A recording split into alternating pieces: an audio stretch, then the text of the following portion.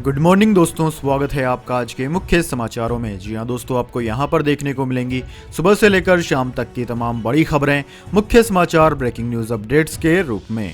तो दोस्तों, आप सभी लोगों से रिक्वेस्ट है इस वीडियो को ज़्यादा से ज़्यादा लाइक और शेयर करें। तो दोस्तों, सीधे चलते हैं आज की पहली बड़ी खबर की ओर। पंजाब में 68% रहा मतदान, 23 में से 5 जिलों में 65% से कम तो 12 जिलों में 70% के पार हुआ मतदान। जी हां दोस्तों, पंजाब में 117 विधानसभा सीटों पर मतदान खत्म हो गया। हालांकि चुनाव आयोग सभी बूथों से आखिरी वोटिंग का आंकड़ा मिलने के बाद ही फाइनल डेटा जारी करेगा, लेकिन दोस्तों रात 8 बजे तक घोषित डाटा के हिसाब से 68.30% मतदान हुआ। राज्य के 5 जिले ऐसे रहे जहां वोटर्स ने मतदान में ज्यादा दिलचस्पी नहीं दिखाई। इनमें मतदान 65% का आंकड़ा भी नहीं छू सका। हालांकि दोस्तों, राज्य में 12 जिले ऐसे भी रहे जिनमें मतदान 70% के भी पार हो गया। इनमें सबसे ज्यादा 78.7% मनसा में हुआ, जबकि अमृतसर जिले में राज्य में सबसे कम 61.2% मतदान दर्ज किया गया। इसके बाद दोस्तों, अगली बड़ी खबर। यूक्रेन में फंसे भारतीयों को देश लौटने का निर्देश, भारतीय दूतावास ने जारी कर दी एडवाइजरी। जी हां दोस्तों, रूस और यूक्रेन में जारी तनाव को देखते हुए भारतीय दूतावास ने अपने नागरिकों को एडवाइजरी जारी की है। कीव स्थित दूतावास ने भारतीयों से कहा कि वह अस्थायी तौर पर देश लौट सकते हैं। दूतावास ने कहा कि भारत आने के लिए कमर्शियल फ्लाइट और चार्टर्ड फ्लाइट्स उपलब्ध हो सकती हैं। स्टूडेंट्स को सलाह दी जाती है कि वे चार्टर्ड फ्लाइट के लिए अपने कॉन्ट्रैक्टर से बात करें। इसके बाद दोस्तों, अगली बड़ी खबर। अखिलेश यादव के खिलाफ बीजेपी ने चुनाव आयोग को दी आचार संहिता के उल्लंघन की शिकायत, दर्ज हो सकता है मामला। जी हां दोस्तों, उत्तर प्रदेश विधानसभा चुनाव में तीसरे चरण की वोटिंग और चौथे चरण के प्रचार के दौरान अखिलेश यादव के खिलाफ आचार संहिता के उल्लंघन का मामला दर्ज हो सकता है। अखिलेश यादव पर चुनावी आचार संहिता उल्लंघन को लेकर एक शिकायत चुनाव आयोग को दी गई है। भारतीय जनता पार्टी ने समाजवादी पार्टी अध्यक्ष अखिलेश यादव के खिलाफ चुनाव आयोग में शिकायत दर्ज कराई है। दोस्तों, शिकायत में बीजेपी का आरोप है कि मतदान के बाद 100 मीटर के दायरे में रहकर मीडिया से बात कर अखिलेश यादव ने आचार संहिता का उल्लंघन किया। उत्तर प्रदेश में समाजवादी पार्टी के मुखिया अखिलेश यादव पत्नी डिंपल यादव के साथ मतदान केंद्र पर पहुंचे थे।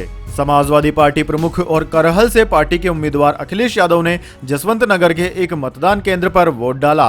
दोस्तों, उत्तर प्रदेश में चौथे चरण में अब धार आ गई है। इस चरण के लिए सपा मुखिया अखिलेश यादव धुआंधार प्रचार कर रहे हैं। इस दौरान अखिलेश यादव ने सीएम योगी आदित्यनाथ और बीजेपी सरकार पर जमकर वार किए। अखिलेश यादव ने कहा कि यूपी के मुख्यमंत्री का काम है नाम बदलना। अब एक अंग्रेजी अखबार ने इनको ही नाम बदलकर बाबा बुलडोजर कर दिया है। अखिलेश ने तंज कसते हुए कहा कि जैसे ही जनता का वोट पड़ा है, इनका बुलडोजर मेंटेनेंस में चला गया है।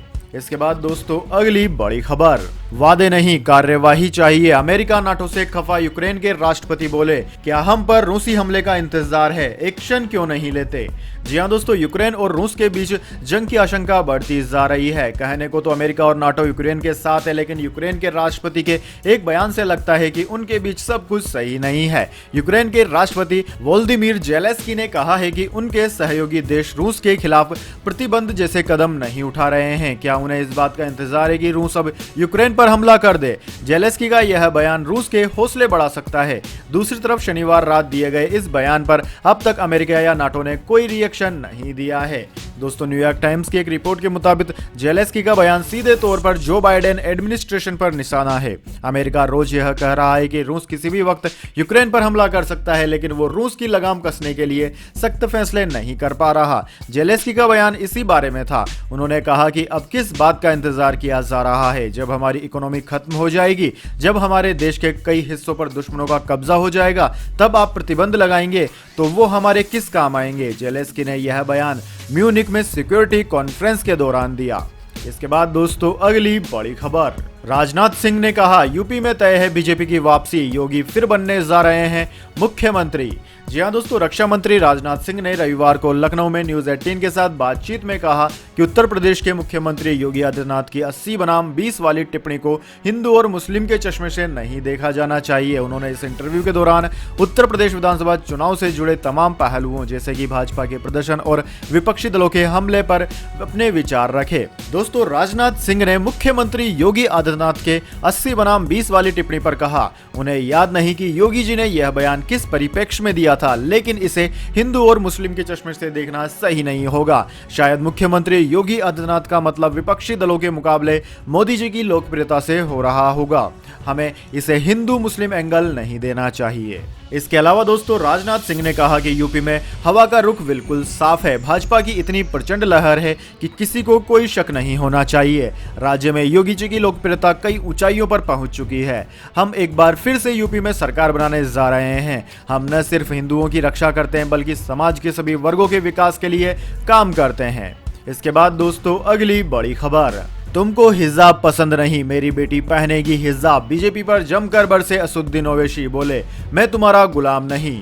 जी हां दोस्तों, उत्तर प्रदेश के सियासी संग्राम के चौथे चरण के प्रचार में आरोपों और प्रत्यारोपों का दौर तीखा हो चला है। AIMIM के चीफ असदुद्दीन ओवैसी ने हिजाब से लेकर टोपी तक पर अपनी बात रखी। ओवैसी ने कहा कि तुम्हें ये दाढ़ी पसंद नहीं, मुझे कोई परवाह नहीं, मैं दाढ़ी छोड़ूंगा। तुम्हें मेरे सिर पर ये टोपी पसंद नहीं, मैं टोपी पहनूंगा। ओवैसी ने कहा कि तुमको हिजाब पसंद नहीं, मेरी बेटी पहनेगी हिजाब। मैं क्या तुम्हारा गुलाम हूँ? मैं क्या तुम्हारा कैदी हूँ? मैं क्या तुम्हारे इशारे पर बैठ जाऊंगा? क्या मैं तुम्हारे हुक्म पर नीचे सिर झुकाऊंगा? ओवैसी ने कहा कि नहीं, हम गर्दन झुकाएंगे तो अपने करीम के आगे, दुनिया में रहेंगे तो भारत के संविधान के तहत अपनी शनाख्त को बरकरार रखते हुए जिंदा रहेंगे। इससे पहले दोस्तों, ओवैसी ने कहा था कि योगी सरकार और देश के प्रधानमंत्री अल्पसंख्यक, गरीब और मुस्लिम लोगों के हित की जो बात करते हैं वह सब झूठी और बकवास है। आज तक मुस्लिम अल्पसंख्यक समुदाय के लोगों पर कुछ भी देश और प्रदेश की सरकारों ने नहीं किया। हिजाब विवाद को लेकर AIMIM के नेता और हैदराबाद के सांसद ओवैसी ने हाल ही में कहा था कि हिंदू भी भगवा शॉल पहने, उन्हें कौन रोकता है। ABP न्यूज से खास बातचीत में असदुद्दीन ओवैसी ने कहा था कि हिजाब हमारा संवैधानिक अधिकार है, हिंदू भगवा शॉल पहने, कौन रोकता है। ओवैसी ने हिजाब को लेकर जारी विवाद पर समाजवादी पार्टी के अध्यक्ष अखिलेश यादव पर भी निशाना साधा। ओवैसी ने कहा कि अखिलेश को हिजाब पर बोलने से डर लगता है। इसके बाद दोस्तों, अगली बड़ी खबर। शिवराज सिंह चौहान बोले, अखिलेश यादव आज के औरंगजेब, जो अपने बाप का नहीं हुआ वह आपका क्या होगा। जी हां दोस्तों, मध्य प्रदेश के मुख्यमंत्री शिवराज सिंह चौहान ने उत्तर प्रदेश के देवरिया में एक चुनावी सभा को संबोधित किया। इस दौरान उन्होंने अखिलेश यादव पर जमकर निशाना साधा और उनकी तुलना औरंगजेब से कर दी। इस वक्त बीजेपी और सपा नेताओं के बीच तीखी बयानबाजी हो रही है। दोस्तों, राज्य में अब तक 3 चरणों का मतदान हो चुका है और अगले चरण के लिए चुनावी प्रचार जोरों पर चल रहा है। बीजेपी के कई दिग्गज इस वक्त रैलियों को संबोधित कर रहे हैं। दोस्तों, शिवराज सिंह चौहान ने कहा कि अखिलेश यादव आज के औरंगजेब हैं, जो अपने बाप का नहीं हुआ वह आपका क्या होगा। यह मैं नहीं कह रहा हूँ, मुलायम सिंह यादव ने ही कहा था। औरंगजेब ने भी यही किया था, अपने बाप को जेल में बंद कर दिया था, भाइयों का कत्ल कर दिया। मुलायम सिंह यादव कहते हैं कि जितना अपमान मेरा अखिलेश ने किया उतना दुनिया में किसी ने नहीं किया। इसके बाद दोस्तों, अगली बड़ी खबर। उठ गया पर्दा, कौन है गुमनाम योगी, जिसके इशारे पर करोड़ों में खेलने लगे सुब्रमण्यम। जी हां दोस्तों, नेशनल स्टॉक एक्सचेंज का मामला इन दिनों सुर्खियों में है। मामले की जांच सेबी कर रही है और हर दिन कोई ना कोई नया खुलासा हो रहा है। दोस्तों, इस पूरे मामले में अभी तक हिमालय के गुमनाम योगी बाबा की भूमिका संदिग्ध बनी हुई है, लेकिन अब इन बाबा का सुराग लगने की खबर आ रही है। सेबी इस मामले की तह तक जाने की कोशिश कर रही है। दूसरी तरफ मामले की फोरेंसिक रिपोर्ट देने वाले EY सलाहकार के मुताबिक रहस्यमयी योगी बाबा कोई और नहीं बल्कि आनंद सुब्रमण्यम ही है। हालांकि कुछ अन्य रिपोर्ट्स में किसी तीसरे व्यक्ति के सीक्रेट योगी होने का दावा किया जा रहा है। इसके बाद दोस्तों, अगली बड़ी खबर। डिजिटलाइज होगी कोल माइनिंग, कोयला खदानों के लिए लागू होगी नई टेक्नोलॉजी, डिजिटल इंफ्रास्ट्रक्चर को मिलेगा बढ़ावा। जी हां दोस्तों, सरकार कोयला खदानों के लिए नई टेक्नोलॉजी लागू करने की योजना बना रही है। सरकार ने इसके लिए एक रोड मैप जारी किया है, जिसमें उसने कहा कि कोल माइनिंग में नई टेक्नोलॉजी को लागू कर डिजिटल इंफ्रास्ट्रक्चर को बढ़ावा मिलेगा। इसके जरिए कोल माइनिंग एक्टिविटी को सही से ट्रैक किया जा सकेगा। माइनिंग परियोजनाओं के संचालन की क्षमता बढ़ेगी, जिससे वर्तमान और भविष्य में कोल माइनिंग को बढ़ावा मिलेगा। इससे कोयले के लिए दूसरे देशों पर निर्भरता कम होगी। दोस्तों, नई टेक्नोलॉजी के लागू होने के बाद new ecosystem startup research institute की पहुंच हो सकेगी। आयात पर निर्भरता को कम करने के लिए कोल इंडिया लिमिटेड को 1 अरब टन उत्पादन करना होगा। नई टेक्नोलॉजी में पर्यावरण संरक्षण, खदान में काम करने वालों की सुरक्षा और महिलाओं के लिए अवसर पर ध्यान दिया जाएगा। इसके बाद दोस्तों, अगली बड़ी खबर। कानपुर की रिवॉल्वर दादी के खिलाफ एफआईआर के आदेश, जानिए दबंग मेयर की अनोखी कहानी। जी हां दोस्तों, जाने इस पूरी खबर को, लेकिन उससे पहले मेरी आपसे एक छोटी सी रिक्वेस्ट है। अगर दोस्तों आपको हमारी न्यूज पसंद आई तो इसे एक छोटा सा लाइक जरूर दे दें, और अगर आपको पसंद नहीं आई है तो बेशक आप डिसलाइक भी कर सकते हैं, लेकिन दोस्तों लाइक और डिसलाइक जरूर कीजिए, क्योंकि दोस्तों यही हमारी मेहनत का फल होता है और इसी से हमें पता चलता है कि आपको हमारी वीडियोस पसंद आ रही है या नहीं। साथ ही दोस्तों इसी तरह की कामी खबरें हर रोज देखते रहने के लिए हमारे यूट्यूब चैनल को सब्सक्राइब करके बेल आइकन जरूर से दबा लें। तो दोस्तों जान लेते हैं क्या है पूरी खबर। दरअसल दोस्तों यूपी में रविवार तीसरे फेज की वोटिंग के दौरान कानपुर की मेयर प्रमिला पांडे ने वोट डालते हुए ईवीएम की फोटो अपने व्हाट्सएप पर शेयर की। चुनाव आयोग के नियमों की अनदेखी करते हुए उन्होंने यह भी शेयर किया कि वह किस पार्टी को वोट डाल रही है। यह फोटो कुछ ही देर में वायरल हो गई। मामला डीएम के पास पहुंचा तो उन्होंने मेयर के खिलाफ एफआईआर दर्ज कराने के आदेश दिए। दोस्तों आपकी जानकारी के लिए बता दें, वोट डालने गई 65 वर्षीय प्रमिला पांडे के हाथों में कमल का फूल भी था, जो बीजेपी का चुनाव चिन्ह है। उनका कहना है कि उन्होंने कुछ भी गलत नहीं किया। हालांकि ऐसा नहीं है कि कानपुर के मेयर पहली बार सुर्खियों में आई हो, इससे पहले भी ऐसा वह कई बार कर चुकी है, जिससे प्रमिला पांडे सुर्खियां बटोरती रहती हैं। कानपुर में प्रमिला पांडे को अपने दबंग अंदाज के लिए जाना जाता है। ये लोगों के बीच रिवॉल्वर दादी और रिवॉल्वर अम्मा के नाम से मशहूर है। मेयर बनने से पहले वे पार्षद थी। उस दौरान वे अपनी लाइसेंसी रिवॉल्वर लेकर जीप से घूमा करती थी। दोस्तों प्रमिला भाजपा की महिला मोर्चा की जिला अध्यक्ष भी रह चुकी है। प्रमिला साड़ी पहनती है और साड़ी के साथ ही रिवॉल्वर लेकर चलती है। लोगों ने उन्हें रिवॉल्वर दीदी कहना शुरू कर दिया। उनके इसी दबंग अंदाज से अधिकारी भी उनसे डर कर रहते थे। वहीं जनता के बीच उनकी छवि रॉबिन हुड जैसी थी। इसके बाद दोस्तों अगली बड़ी खबर, आईपीएल में शानदार प्रदर्शन का मिला इनाम। वेस्टइंडीज के खिलाफ तीसरे टी20 में किया डेब्यू। जी हां दोस्तों, भारत और वेस्टइंडीज के बीच में रविवार को खेले गए सीरीज के तीसरे और आखिरी टी20 में तेज गेंदबाज आवेश खान ने डेब्यू किया। मध्य प्रदेश के इंदौर में जन्मे 25 वर्षीय आवेश खान को हाल ही में आईपीएल में लखनऊ सुपर जायंट्स की टीम ने 10 करोड़ रुपए खर्च करके अपनी टीम में शामिल किया था। दोस्तों पिछले सीजन में दिल्ली कैपिटल्स की ओर से खेलते हुए आवेश खान ने शानदार गेंदबाजी की थी और 18.75 की औसत और 7.37 की इकोनॉमी के साथ 24 विकेट लिए थे। आवेश ने अपने आईपीएल करियर की शुरुआत आरसीबी के 7 साल 2017 में की थी। उस सीजन उन्हें एक मैच खेलने का मौका मिला था और वो 1 विकेट हासिल कर सके थे। इसके बाद दोस्तों अगली बड़ी खबर, गोल्ड सिल्वर प्राइस टुडे। सोना हुआ 220 रुपए महंगा, चांदी की कीमतों में आई गिरावट। जानिए पूरे हफ्ते का सराफा बाजार। जी हां दोस्तों, भारतीय सराफा बाजार में सोने की साप्ताहिक कीमतों में तेजी आई है, वहीं चांदी की कीमतों में गिरावट आई है। चांदी का भाव 481 रुपए गिरा है। इस कारोबारी हफ्ते में सोने के भाव में 220 रुपए प्रति 10 ग्राम की तेजी दर्ज की गई, जबकि दोस्तों चांदी का भाव 403 रुपए प्रति किलोग्राम तक गिर गया। Indian Boolean and jewellers association यानी कि IBGA के वेबसाइट के मुताबिक इस बिजनेस वीक 14 से लेकर 18 फरवरी के बीच की शुरुआत में 999 गुणवत्ता वाले 24 कैरेट सोने का रेट 49,752 रुपए था, जो शुक्रवार तक बढ़कर 49,972 रुपए प्रति 10 ग्राम तक पहुंच गया। वहीं दोस्तों चांदी की कीमत 63,910 से घटकर 63,507 रुपए प्रति किलोग्राम पर पहुंच गई है। इसके बाद दोस्तों अगली बड़ी खबर, जंग के डर के बीच यूक्रेन ने दी बिटकॉइन को मान्यता, कीमतों में आई जोरदार तेजी। जी हां दोस्तों, रूस के साथ जारी टकराव और महायुद्ध के डर के बीच यूक्रेन ने गुरुवार को क्रिप्टो करेंसी और बिटकॉइन को लीगल और रेगुलेट कर दिया है। न्यूज एजेंसी राइटर्स के मुताबिक यूक्रेन की संसद में बिटकॉइन संबंधी कानून पारित हुआ। इस दौरान बिल के पक्ष में 272 सांसदों ने वोट दिए, 6 सांसद इसके खिलाफ थे। दोस्तों ऐसा माना जा रहा है कि इस बिल के पीछे मुख्य उद्देश्य क्रिप्टो करेंसी पर अपना नजरिया साफ करने और बिटकॉइन के खरीदारों की सुरक्षा प्रदान करना है, क्योंकि अब से पहले देश में बिटकॉइन न ही कानूनी था और न ही गैर कानूनी। यूक्रेन से पहले अल साल्वाडोर ने बिटकॉइन को मान्यता दी है। बिटकॉइन से लेन देन की व्यवस्था को सुचारू रूप से लागू करने के लिए बिटकॉइन वॉलेट चिपो शुरू किया है। इसके बाद दोस्तों अगली बड़ी खबर, मौसम समाचार। जानिए अगले 24 घंटे और पिछले 24 घंटे के मौसम समाचार।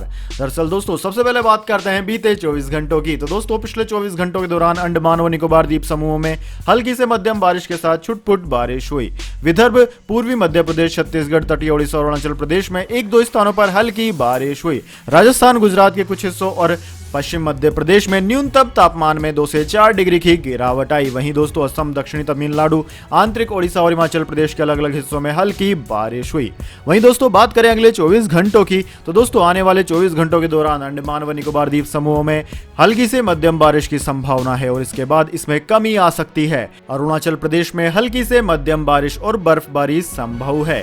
दोस्तों दक्षिण तमिलनाडु और केरल में अलग अलग जगहों पर हल्की बारिश हो सकती है। पूर्वोत्तर भारत में बारिश की गतिविधियां बढ़ने की उम्मीद है और यह गंगीय पश्चिम बंगाल और तटीय ओडिशा के कुछ हिस्सों को कवर कर सकती है। वैसे दोस्तों आप कौन से राज्य और कौन से जिले में रहते हैं कमेंट में जरूर बताएं, ताकि आने वाले वीडियोस में हम आपके राज्य की मौसम समाचार भी आप तक आसानी से पहुंचा सकें। इसके बाद दोस्तों अगली बड़ी खबर, दुनिया से झूठ बोल रहे हैं पुतिन, बेलारूस से यूक्रेन पर हमला कर सकता है रूस। बेलारूस के डिफेंस मिनिस्टर बोले अपनी ताकत आजमाते रहेंगे। जी हां दोस्तों, यूक्रेन के मसले पर रूस दुनिया की आंखों में धूल झोंकने की कोशिश कर रहा है। शायद यही वजह है कि अमेरिका और नाटो उसके किसी वादे पर भरोसा करने को तैयार नहीं है। दोस्तों रिपोर्ट्स के मुताबिक राष्ट्रपति व्लादिमीर पुतिन की फौज पड़ोसी देश बेलारूस से यूक्रेन पर हमला करने की तैयारी कर रही है। बेलारूस में रूसी सैनिकों की तादाद बढ़ती जा रही है। हैरानी की बात तो दोस्तों यह है कि रूस ने ऑफिशियल स्टेटमेंट में यह कहा था कि उनकी सेनाएं अभ्यास के बाद बेलारूस और क्रीमिया दोनों जगह से बेस पर लौट रही है। बेलारूस के डिफेंस मिनिस्टर के बयान से रूसी साजिश के संकेत साफ आ रहे हैं।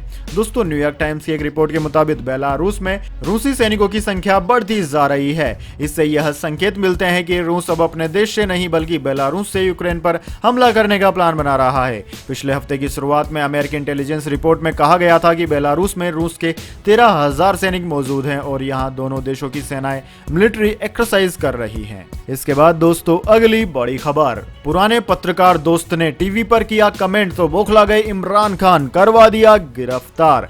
जी हां दोस्तों, पाकिस्तान के वरिष्ठ पत्रकार और आलोचक मोहसिन बेग को आरोपों के तहत पाकिस्तानी अधिकारियों ने गिरफ्तार कर लिया। दरअसल दोस्तों एक टीवी डिबेट के दौरान पत्रकार बेग ने मजाकिया लहजे में पाकिस्तान पीएम इमरान खान की पूर्व पत्नी रहम खान की किताब का हवाला देते हुए टिप्पणी की थी, जो अब सरकार को पसंद नहीं आई है। इसके बाद पाकिस्तान की फेडरल इन्वेस्टिगेशन एजेंसी FIA ने बेग को गिरफ्तार कर लिया। इस गिरफ्तारी के बाद काफी हंगामा हुआ और एक पुलिसकर्मी भी घायल हो गया। इस बीच इमरान खान की एक तस्वीर वायरल हो रही है जिसमें वह पत्रकार मोहसिन बेग के साथ नजर आ रहे हैं। यानी कि इससे साफ जाहिर होता है कि इमरान खान और पत्रकार पहले दोस्त थे, लेकिन पत्रकार की टिप्पणी इमरान खान को पसंद नहीं आई। इसके बाद दोस्तों अगली बड़ी खबर, यूक्रेन क्राइसिस, यूक्रेन में बिगड़े हालात, भारत ने अपने राजनयिकों के परिवारों को दिए देश छोड़ने के निर्देश। जी हां दोस्तों, यूक्रेन में बिगड़ती स्थिति को देखते हुए भारत सरकार ने अपने राजनयिकों के परिवारों को देश वापस लौटने के लिए कहा है। राजनयिकों के परिवारों से कहा गया है कि वे जितना जल्दी हो सके उतना जल्दी यूक्रेन छोड़कर भारत वापस आ जाए।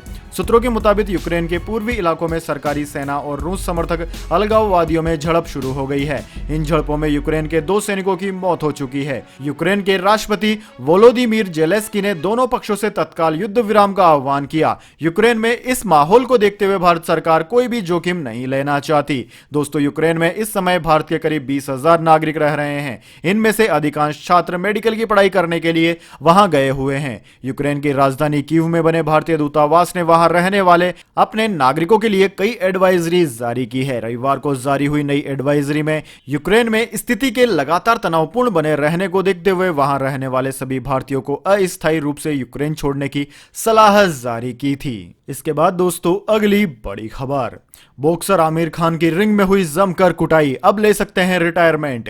जी हां दोस्तों, 2 बार के वर्ल्ड चैंपियन मुक्केबाज आमिर खान को शनिवार की रात क्रेज मैच में प्रतिद्वंदी कैल ब्रूक ने बुरी तरह पीटा और चोटिल कर दिया। ब्रूक की धुलाई से आमिर का चेहरा पूरी तरह से चोटिल हो गया था और दर्द से उनकी आंखों में आंसू आ गए। अब आमिर खान बॉक्सिंग के खेल से संन्यास लेने पर विचार कर रहे हैं।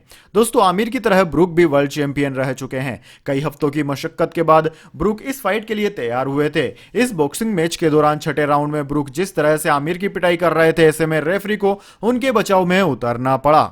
दोस्तों नतीजन आमिर खान को ग्रेज मैच में फाइट के दौरान छठे दौर में रोक दिया गया था। अब अपने चिर प्रतिद्वंदी से हार के बाद उनके निकट भविष्य में फाइट जारी रखने की संभावना नहीं है। जीत के बाद केल ब्रूक ने शानदार जश्न मनाया। वहीं दोस्तों आमिर खान ने कहा कि वह शनिवार रात मैनचेस्टर के एलो एरेना में केल ब्रूक के साथ अपना ग्रेज मैच हारने के बाद रिंग छोड़ने के लिए तैयार हैं। खान को पहले दौर में चोट चोट लगी थी, जिससे बुरी तरीके से नहीं उबर पाने के बावजूद उन्होंने फाइट जारी रखी। लेकिन उसके बाद उन्होंने कहा कि अब मैं बूढ़ा हो गया हूं और आगे का वक्त अपने बच्चों के साथ गुजारना चाहता हूं।